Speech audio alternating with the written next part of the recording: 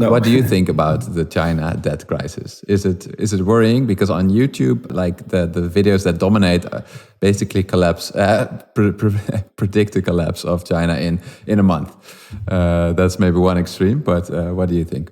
Okay, that's quite dramatic. Yeah, that's how you get clicks. So experts also have been worried about the Chinese real estate bubble for many years. I think it was in 2016 there was another scare about the Chinese real estate bubble, which then seemed to collapse. I think 1 or 2 years ago, you had the Evergrande collapse. What is often not appreciated is the fact that most of the debt is really public debt, even if it's nominally private debt. So China could people are also predicting when Evergrande collapses, it's just a mega financial company, and it has connections to so much of China's productive economy as well. In the West, people were thinking if that collapses, it will take down the Chinese economy, or there will be very serious recession. But it collapsed or it just disappeared.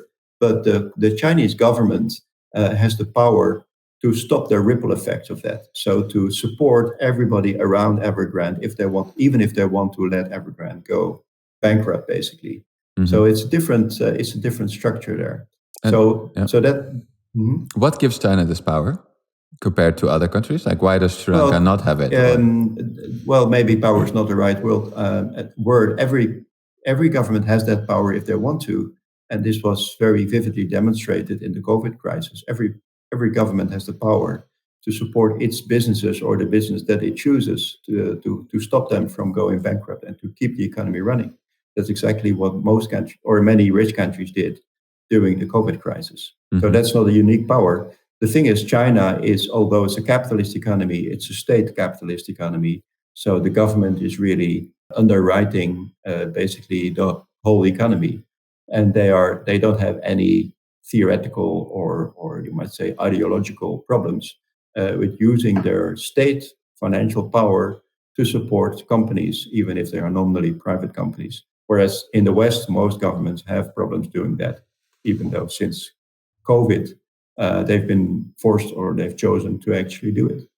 Yeah. So I'm really smiling about this answer because I'm actually working on a video about this subject specifically, and basically I'm making the case that they're ideally, because many people compare it to the Great Depression in the United States, and I think it could be if you look at the private debt levels. But the ideology there was very different. It was like, let it collapse and let the bad players weed them out. Yeah. So the very last thing that the Chinese leadership wants is social unrest.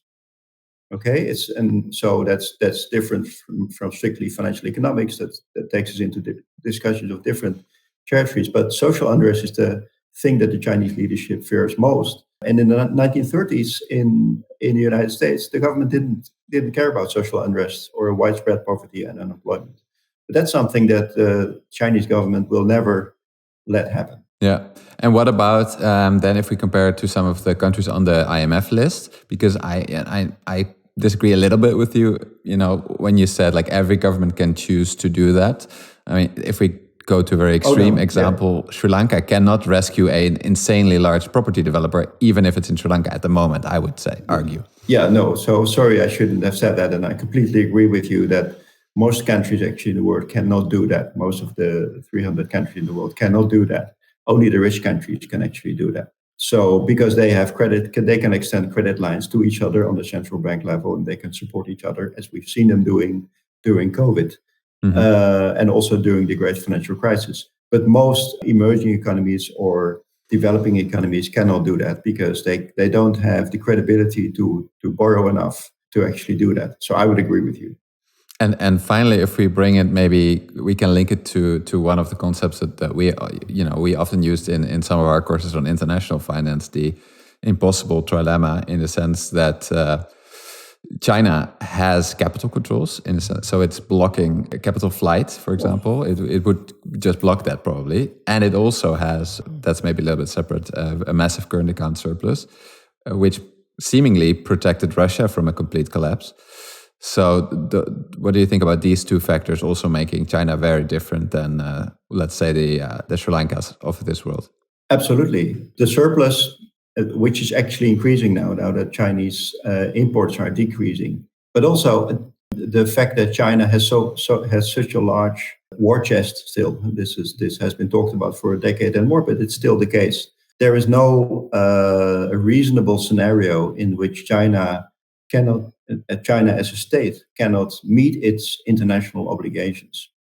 Yeah. So because it's the amount of dollar wealth that it has is so large, the amount of earning power, which is its trade surplus, is so large that there is no. So it has internal problems, and it has this, especially its growth model, has increasingly depended on the real estate market. I think that is the real problem. So if the real estate market, which is fueled by citizens taking on, households taking on debt, if that process stops, a bit similar to what happened in the United States 2004, 5, 6, then China has to find a new growth engine, and that growth engine will have to be domestic demand. But if many households are at the same time in debt problems, they cannot devote their wages to domestic demand, to consume from domestic companies. They have to pay off their debts. But then it might be an option for the Chinese government to do a large-scale debt resettlement, to wipe out a lot of the private mortgage debt. That's different. That's something that Western governments have never been prepared to do, even though their mortgage debt problems were also very large.